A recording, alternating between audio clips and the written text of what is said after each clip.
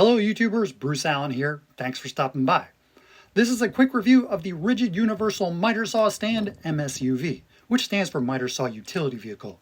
It's model AC9946. Somewhat heavy duty and heavy, this stand is kind of a beast. I got it because I'm getting older and I'm not as strong as my 30-year-old self. I got tired of lugging my miter saw and collapsible folding stand up and down the stairs. Let's get into the review with the top 5 things I like about this stand. Oh yeah. Number 1, it's sturdy. With tubular steel construction, this thing resembles a piece of gym equipment. So whether you have a 10-inch or 12-inch compound or slider, it's not likely to tip over when in the upright storage position. According to the manual, this stand can handle up to 300 pounds. Number 2, it's easy to put up and down, although there is an element of fitness required. You press on the release lever with your foot and put your weight onto it. And to collapse, press the release lever and lift slowly. It's gravity assisted. So is this thing as easy to operate as the DeWalt DWX726? I couldn't tell you. Leave a comment if you have the DWX726 and share your experience with it if you will. Number 3, it's quick and easy to adjust the work supports, which provide up to 34¼ inches on both sides. And with both sides out, the total width is 9 feet 2 inches. I only wish they'd put the locking levers on the front of the stand. One's on the front, one's on the back. The long supports come in handy for moldings and trim work, and I even use them as supports when cutting long boards on the table saw.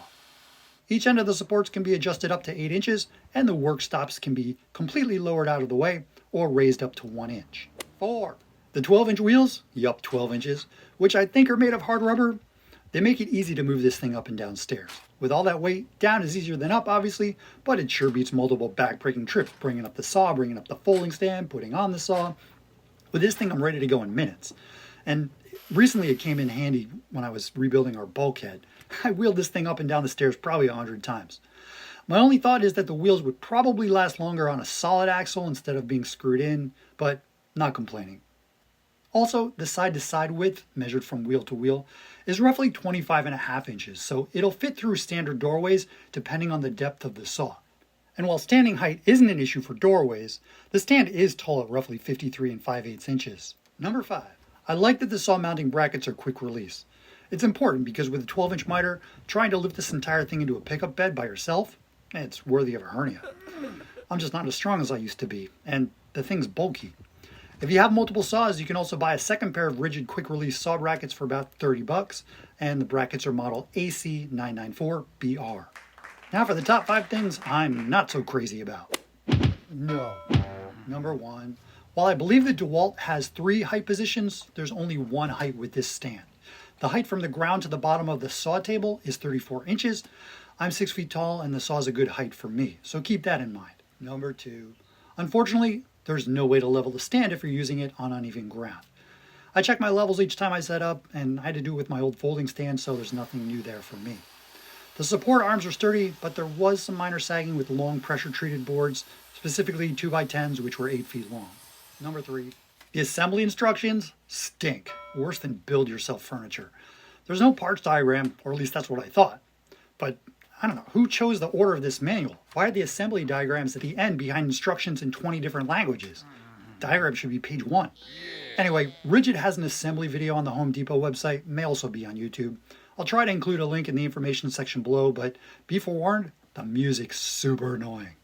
As a guitar wielder, I really dislike cheesy rock guitar riffs that add no value, even if they are kind of catchy. Number 4, when I opened the massive box, parts were missing.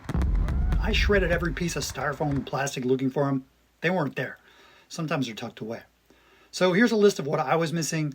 It took me 3 months to get the parts, and I'd also like to point out this was pre-pandemic supply chain issues, so there's kind of no excuse. I called RIDGID, emailed, was finally told the parts were backordered. Worse, the first time I called, the number on the box, customer service was rude. Some guy accused me of losing the parts. I was like, buddy, the box was sealed when I got it. Still had staples and straps on it. He said, take it back, get another. But because I'd already started assembling it, which is my bad, and it's really heavy, I asked for the parts. So check for missing parts before assembling and exchange if necessary. Number 5, comes with a lifetime service agreement, which states free parts and services, but you have to register online.